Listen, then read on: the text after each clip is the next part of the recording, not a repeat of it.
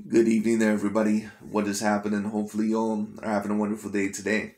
So, I thought that I would review this video that somewhat piqued my interest, and overall, hopefully, I'll make the intro short. I don't want to make it too long, but I do at least want to talk a little bit about, what this video overall is going to be about, and all in all, what I personally think about Mr. Saul Canelo Alvarez and his place in boxing right now. And I do truly believe that Saul Canelo Alvarez, and I've said this a multitude of times, I do believe that Saul Canelo Alvarez, as of right now, is the current #1 pound for pound king. And how can I tell that? Not only because of his resume and his skill set, but because of the expectations that are placed upon him. Because the expectations placed upon Saul Canelo Alvarez, there is no other boxer in the world today that has those type of expectations on their shoulders. Because Saul Canelo Alvarez, people are not only calling for him to face Jermall Charlo and Demetrius Andrade, and also what's his name, David Benavidez, and those are acceptable fights. But they're also asking him to possibly face an Artur Beterbiev, a Dimitri Bivol, a Joe Smith Jr., an Anthony Yard, a Gilberto Zurdo Ramirez. And now that Canelo Alvarez is making his move to cruiserweight, there's a certain amount of people that are saying, well, if you're going to face actually an actual cruiserweight or a person that is a real challenge, why don't you face someone like Oleksandr Usyk? Now, for those of you, of course, that don't know who Oleksandr Usyk is, Oleksandr Usyk, at least at the current moment in time, is #2 on my pound for pound list just because he has that excellent win over Anthony Joshua. And of course, he also was able to unify a decently talented cruiserweight division at the time. Oleksandr Usyk, in my opinion, is an extremely high caliber fighter. He's a person that is an A-plus skilled boxer. He has excellent feet. He has excellent head movement. He has excellent defensive responsibility. He has at least some sort of power. I would not call it A-grade power, but I would say he has B-plus power. Oleksandr Usyk is a real deal boxer. And if Saul Canelo Alvarez and Oleksandr Usyk were able to get into a fight overall, if they if they all in all were actually able to have a bout, and if Oleksandr Usyk had no rehydration clause, but even if he did have one, he would at least probably be about 20 pounds bigger than that of a Canelo Alvarez. He would have a 7-inch reach advantage over Canelo Alvarez, and he would probably have about a 6, possibly even 7-inch height advantage over that of a Saul Canelo Alvarez. So what does this say that some people are asking for this fight? It means that Canelo Alvarez is on a completely different level. Because if David Benavidez or Jermall Charlo or Demetrius Andrade, if they went all the way up to cruiserweight to fight Ilunga Makabu, no one would have a problem with it. And the reason why that is, or at least the fans wouldn't, or their fans wouldn't, because the reason why is because they know that there are certain limitations that fighters have. When Roy Jones Jr. went up to heavyweight and fought John Ruiz, who clearly was not an A-grade heavyweight, he was not the Lennox Lewis of that era. Roy Jones Jr. could have went up to heavyweight and fought Lennox Lewis. There was a reason why he did not do that. Because Lennox Lewis was going to be a little bit too skilled and a little bit too big for someone like a Roy Jones Jr. because Roy Jones is not a natural heavyweight. And it's the same thing with Saul Canelo Alvarez. But that's how you know that Saul Canelo Alvarez is on a completely different level. It was the same thing with Floyd Mayweather Jr., Manny Pacquiao, and for a time, at least for about a year or two, Vasyl Lomachenko. Because what were these same guys saying about Vasyl Lomachenko when he was ranked the #1 pound for pound fighter? Well, if Vasyl Lomachenko truly is the #1 pound for pound fighter, he should face a Terrence Bud Crawford. Basically what that means is that these fans, they're not going to be satisfied overall unless Canelo Alvarez loses. And I've overall reviewed a certain amount of videos like this, but it is what it is. We're going to get into it. But anyways, let's talk about this video. I'm going to be talking about overall, is there a possibility that a Canelo Alvarez versus Oleksandr Usyk fight could happen a little bit later on down the line? And all in all, what moves do I think Canelo Alvarez should make next after this Ilunga Makabu fight? That's, of course, if he is able to pull it off. So we'll see what happens. But anyways, let's get into the video. We're going to review a video by Blue Blood Sports TV. Let's get into it. What's good, YouTube? It's your boy, Blue Blood Sports TV, back at y'all with another one. So, interesting. Retired, legendary, Hall of Famer, former 4-division world champion, former pound-for-pound king, the icon, the myth, the legend, Roy Jones Jr.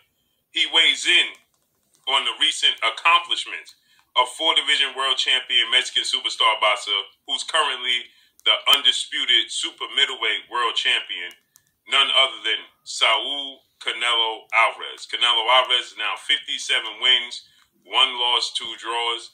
Canelo Alvarez is 39 big wins by way of knockout, 31 years of age, 5'8" with a 78-inch arm reach. With that said, Canelo Alvarez, just like Roy Jones Jr., is a 4-division world champion. But Canelo Alvarez, he became undisputed to hold all 4 major sanction belts and the lineage and the Ring magazine as super middleweight. Roy Jones is a 4-division champion, middleweight, super middleweight, light heavyweight, and heavyweight world champion. So Roy Jones, he knows a thing or two about moving through divisions and fighting the best opposition. And this is why I do believe that Saul Canelo Alvarez is taking this fight next. And that's why, in my opinion, is that it is at least acceptable for now that he is facing an Ilunga Makabu at the cruiserweight division. Now, of course, a certain amount of people, they'll say, oh, well, that's ridiculous because Makabu, he's not an A-grade fighter. I would agree with you, and I understand your perspective. But at the end of the day, like I said, Canelo just got done unifying, in my opinion, a very talented 168-pound division. Now, of course, he didn't fight David Benavidez, but at the end of the day, Caleb Plants and Callum Smith and, Billy Joe Saunders, all those guys were decently talented fighters. In my opinion, all those guys were A-grade fighters. I do think that eventually the David Benavidez fight should happen, but I think that at the time, facing Caleb Plant and Billy Joe Saunders and Callum Smith, I do think that that is at least somewhat acceptable. And this next fight against Makabu, I do believe, is a chase for history.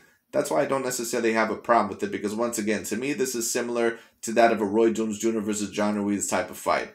But after that, all in all, Canelo is going to have to face, once again, A-grade fighters. That means that you may have to go after a Jamal Charlo, David Benavidez, Joe Smith Jr. I don't really think Joe Smith is A-grade, but he is one of the champions at 175. So if that fight were to happen, it would at least be acceptable, because Joe Smith does have a lot of power and he is at least a decent fighter. Artur Beterbiev, Dimitri Bivol, Gilberto Soto Ramirez. Those are pretty much the fighters, all in all, that Canelo Alvarez is going to have to fight. Now, if he does face someone at cruiserweight, maybe like Amaris Bradis, that could be acceptable. But more than likely, Canelo is going to have to face the lighter weight class fighters at 175 and 168. And he's going to have to face some of the A-grade fighters, because he will get criticism from a certain amount of people if after this fight he does not face an A-grade fighter, or if it does not lead to it, including for me. I will criticize him as well, even though I have a great amount of respect for Canelo Alvarez. But he does need to face repeated A-grade competition, especially if you are going to be claimed as a #1 pound-for-pound fighter. And I think that usually he has done that, but you have to do that consistently, or at least face all the contenders that are out there. So it is what it is, but we'll see overall what happens. Roy Jones, he feels like, as they always say, heavy is the head that wears the crown. And Canelo, like I said, no other fighter, at least from a certain amount of these channels, is getting the same amount of criticism as they saw Canelo Alvarez. It was the same thing with Floyd Mayweather Jr. when certain people hated him. And they would say, well, if Floyd is so great, why doesn't he go up and face a Gennady Golovkin? Because Gennady Golovkin would outweigh Floyd by almost 30 pounds. That's why. It would be the same thing with Canelo and Oleksandr Usyk. But anyway. Saul Canelo Alvarez is picking and choosing his way through the sport of boxing, which is seeing him be successful. So he states that if he goes to cruiserweight, a weight class that Roy skipped over, he could have been a 5-division world champion, but he was a middleweight, 160, 168, 175, and then he went up to heavyweight. Roy Jones, he could have competed at cruiserweight if he so chose, but he went right to heavyweight. So with that said, Roy Jones, he stated that Canelo Alvarez, he knows when to fight certain fighters, when he can accomplish certain things, okay? And he stated that for Canelo Alvarez to go up to cruiserweight is strategic, because the best cruiserweight in the world has exited the division and headed up north to the heavyweight division. And he's talking... Well, of course, but I don't even know if Canelo Alvarez plans to face any of the other cruiserweights there. Listen, it's obvious in my opinion that Ilunga Makabu is more than likely the weakest champion there.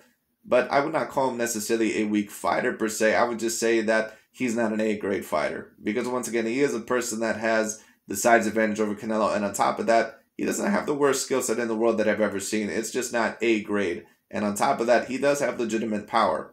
So it'll be a very, very interesting fight. But I think Canelo knows that more than likely that the cruiserweights, at least the elite cruiserweights, they're probably going to be a little bit too much for him to possibly handle.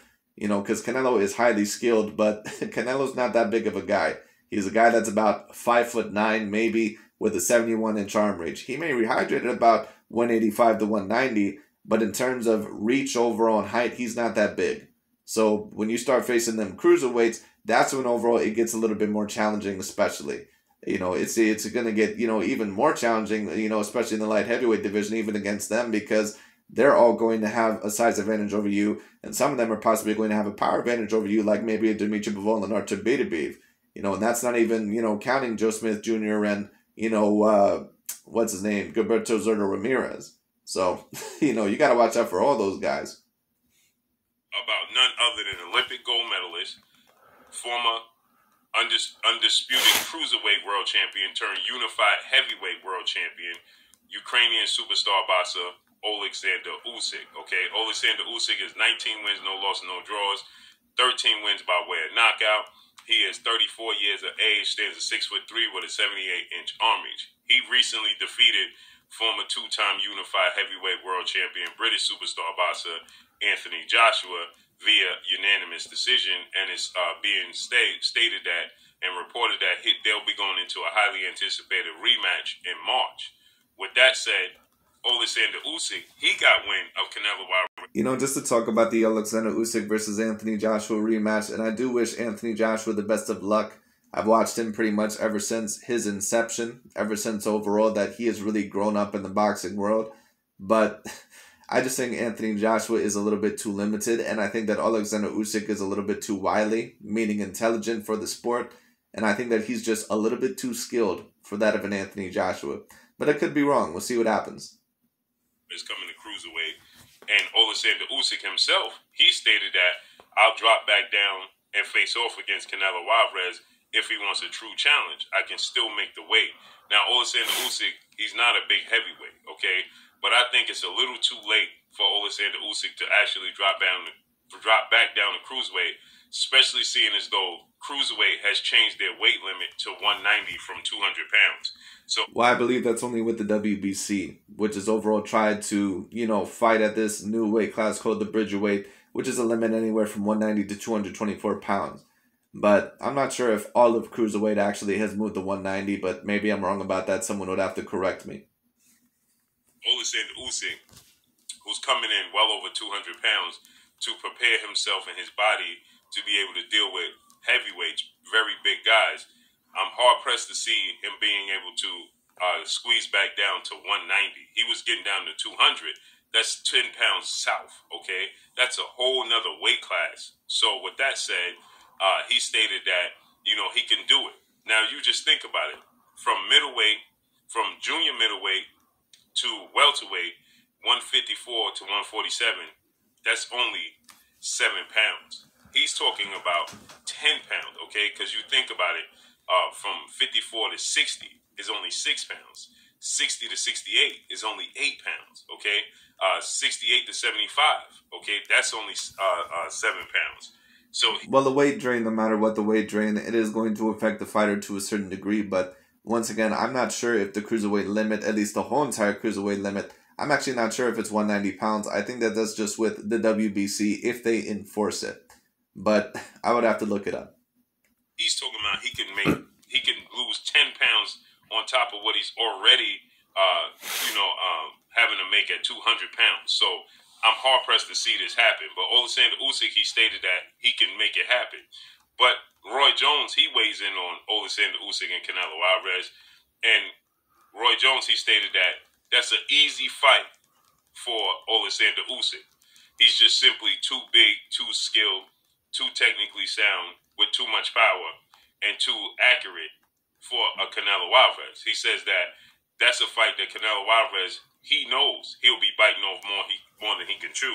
So Oleksandr Usyk... Well, I would somewhat agree with that. And if Oleksandr Usyk versus Canelo ever were to happen, I think that, I think that more than likely it would probably have to be at the near end of Canelo's career.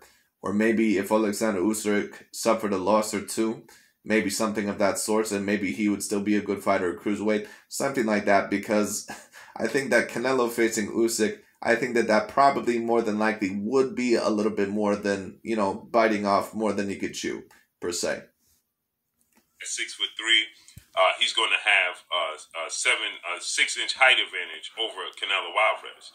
With a 78-inch arm reach, he's going to have an 8-inch arm reach advantage over Canelo Alvarez. But he's a southpaw. He's very accurate.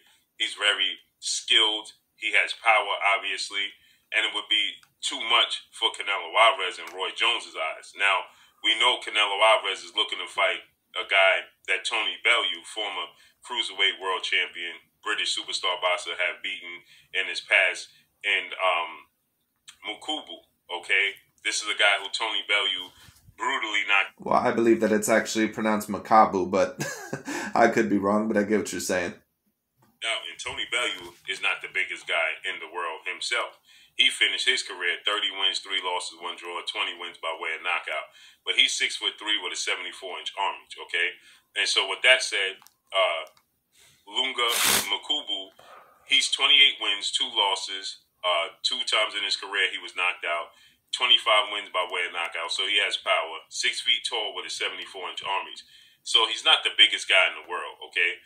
He has a mandatory challenge coming up, but Tony Bellew, he brutally knocked out Mukubu back in May of 2016, okay?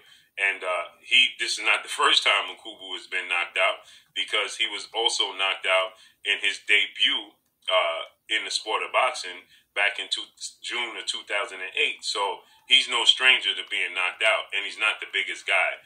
And if you look at his intangibles, his height, he's actually about the same size as Caleb Plant. Now, obviously, physically... Well, in terms of height and reach, yes. But in terms of weight, he is going to be significantly bigger, at least from what it seems. Especially if there is no rehydration clause, which I'm not sure overall what's going on with that at the moment, but we'll have to see what happens. He's just stronger because he's used to weighing more, okay? But if you look at his height, his arm reach, it's not something that Canelo Alvarez has not seen, because at 6 feet tall with a 74-inch arm reach, he's only slightly bigger than, you put it in this aspect, he's only slightly bigger than Jaron Boots Ennis, who's at 5'10" with a 74-inch arm reach, okay? But if you look at Caleb Plant at 6'1" with a 74-inch arm reach, okay, then you look at Caleb Smith, who Canelo Alvarez also beat. You know, he was extremely tall and extremely long, 6'3" with a 78-inch arm reach. He has the intangibles of Oleksandr Usyk, but Canelo Alvarez, he was able to beat him because he doesn't have much power. No, he doesn't really have the intangibles of an Oleksandr Usyk. I think that Oleksandr Usyk is on a whole nother level compared to that of a Caleb Plant. Don't get me wrong, I think that Caleb Plant is an A-grade fighter, but I would say that he's around that A to A, probably A-. I would say that he was at least at the time. But I look at all those fighters like that. Once again, David Benavidez, Jamal Charlo, and Demetrius Andrade, even though, of course, I would love to see those fights, to me, they're not A+ or A-grade fighters. I would say they're A- fighters, but I would not say that they're A+ or A-grade fighters. He didn't seem to have much confidence in the fight. This is why I say the biggest threats that Canelo is going to have to worry about is a Dimitri Bivol or Tabitabi, because those are guys, in my opinion, that could be on at least the A-grade level. Those guys are the bigger threats to that of a Canelo Alvarez. So, like I said, if he were to face those guys next, I wouldn't have a problem with it whatsoever. So, Canelo Alvarez, he beat... But he is going to have to face someone A-grade once again after this Makabu fight. Caleb Smith. These are all the guys that Canelo Alvarez just beat at super middleweight, okay? And all of these guys' size is comparable to that of Mukubu, outside of the fact that he's just weighing more. So that could make him actually slower. You look at Billy Joe Saunders at 5'11" and a half with a 72-inch arm reach, okay? So he's nearly 6 feet tall and only has a 2-inch arm reach disadvantage to Mukubu. So outside of the weight, you know, and now the weight is at 190, okay? So it's not at 200. So it's not like Mukubu is going to be able to come. Well, like I said, we'll see about that, because I'm not sure if it's 100% at 190 or not. In the fight at 220 pounds or 218 pounds, okay? Because the weight limit is now 190. So he'll probably come in the ring around 205 pounds, okay? 207 pounds at the very most, okay? So that's not much bigger than what Canelo Alvarez is used to being in the ring with. Now, he's just used to being, being Mukubu in the ring with bigger guys and dealing with their power, okay? So is Canelo Alvarez a much smaller guy than what he's accustomed to being in the ring with? Is he going to be able to get Mukubu's attention and, keep him honest. So that's where, the question marks come in. But as far as Canelo Alvarez dealing with the size, I would somewhat agree with that, and that's a big part of the reason, in my opinion, why the fight is so interesting. Because once again, Makabu, he's not just some person that's a fellow puncher. He's a person that has legitimate A-grade power, and if Canelo does get hit by him, he could get possibly hurt. So we'll see what happens.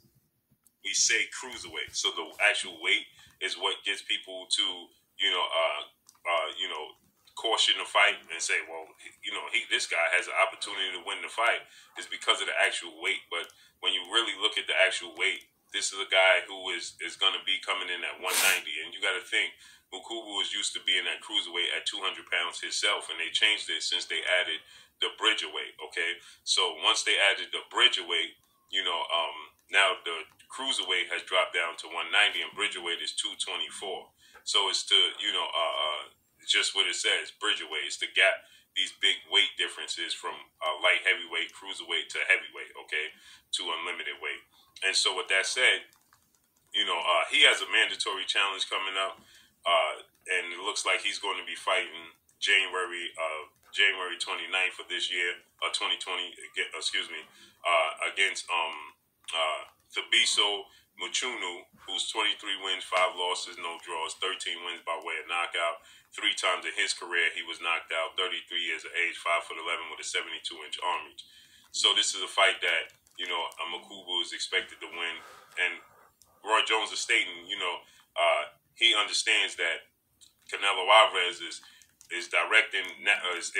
carefully navigating his way through the sport of boxing and through these divisions to accomplish what he's accomplishing and to be recognized as a major draw in cementing himself in history. Now, some people may say, well, I would somewhat agree with that, all in all, if you're talking about this Ulama Makabu fight. And maybe some would even say that, of course, when he fought Caleb Plant and Billy Joe Saunders. And I would understand that to a certain degree, but at the end of the day, like I said, there's only so much that you can say about Saul Canelo Alvarez. Because Caleb Plant, Billy Joe Saunders, and Callum Smith, all those guys were decent fighters. All those guys were looked at as very decent challenges at the time. So it is what it is. Well, after Roy Jones fought, because Roy Jones, he fought cab drivers, he fought, Uber drivers. Roy Jones fought the best in his era. He beat Bernard Hopkins. He beat James Toney. Those are 2 of the greatest fighters in the history of the sport of boxing, and he's beaten them. How many fighters have... both James Toney and Bernard Hopkins, they were decently great fighters. They sometimes can be a little bit overrated, but it is what it is. Especially Bernard Hopkins. I have no idea why Bernard Hopkins usually, at least for a lot of people, is in the top 10 discussion. He was a great fighter, but there's a reason why he lost a lot of the bigger matchups, especially against people his own same size. There's a reason why he lost to Chad Dawson and Jermaine Taylor and Joe Calzaghe especially. There's a reason why he lost to all those fighters. I never understood the top 10 discussion with Bernard Hopkins because he's not there. Canelo Alvarez beat that you could say are some of the greatest fighters in the history of the sport of boxing? None.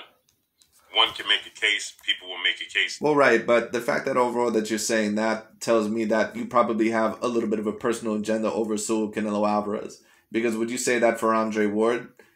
So many people overall, who try to tear down Canelo, they try to, or tear down a certain fighter, they may say, oh, well, how many all-time great wins, do they have here? Or, let's say we were talking about Floyd. Yeah, he has wins over Manny Pacquiao and Cotto, but it's not as big as the wins that Sugar Ray Leonard has over, like, Marvin Hagler and all that other stuff. That's pretty much what hating is. We can sit here and say that, oh, well, Canelo has never beat an all-time great fighter in boxing when it comes down to, because Triple G and Caleb Plant, these guys are all-time great boxers. Are David Benavidez and Jamal Trello and Demetrius Andrade really all-time great boxers? If Canelo beats Zurdo Ramirez and Artur Beterbiev and Dimitri Bivol, are any of those guys accomplished enough to be called a top 50 boxer of all time? No, probably not. But those guys are still going to be looked at as a very high level. So we have to take a look at it sometimes and say, did they beat the top contenders for their day? And Canelo has beaten a lot of the top contenders for his day. Gennady Triple G Golovkin is one guy. Because let's talk about Andre Ward here for a second. Is Sergey Kovalev going to be remembered as a top 50 boxer of all time? No. What about Carl Froch? What about Mikhail Kessler? What about Chad Dawson? None of those guys. Does that mean that Andre Ward is not an all-time great fighter? Of course not. But outside of Gennady Triple G Golovkin, how many guys has he beaten in their prime to say that, you know, he solidified himself in his legacy. Miguel Cotto, he was seen. Canelo Alvarez has already solidified his legacy enough.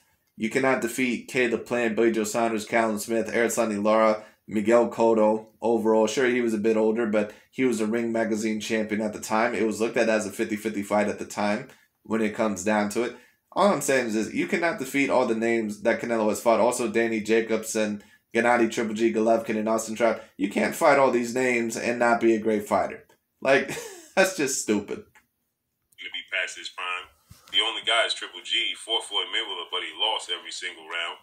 So there's not many guys on his resume. Roy Jones beat Bernard Hopkins. He beat Montel Griffin, who's not a great, but he was a very good fighter. You want to bring up Montel Griffin, bro? Montel Griffin was not that great of a fighter. But he beat Bernard Hopkins, who was a Hall of Famer. Now, Roy Jones Jr., in my opinion, is one of the all-time greats. He's one of the top 10 boxers to ever do it, in my opinion. Unfortunately, he gets left out of conversations like that, I think, because of the latter part of his career. But no, Roy Jones Jr., he is a top 10 boxer of all time. No doubt about it, in my opinion. But so Canelo Alvarez, do I believe that one day he can make a spot there? Yes, I do. All-time great. And he beat James Toney, who was a Hall of Famer and an all-time great. And Roy Jones knows a thing or two about the sport of boxing. Roy Jones' mistake was he went all the way up to heavyweight. And then when Roy Jones attempted to come back down to light heavyweight, his body didn't respond and his chin didn't hold up. His durability faded. His reflexes faded. I would tend to agree with that. And he started getting knocked out by Antonio Tarver, Glenn Johnson, you know, so on and so forth. So we know the rest was history. But Roy Jones, he's questioning the moves, and he stated that Oleksandr Usyk would easily beat Canelo Alvarez if he accepted the challenge. So you'll never see him accept that challenge. But that's all I got for y'all. Make sure you hit the like. So you'll never see him accept that challenge. But once again, what are you really asking of Saul Canelo Alvarez here?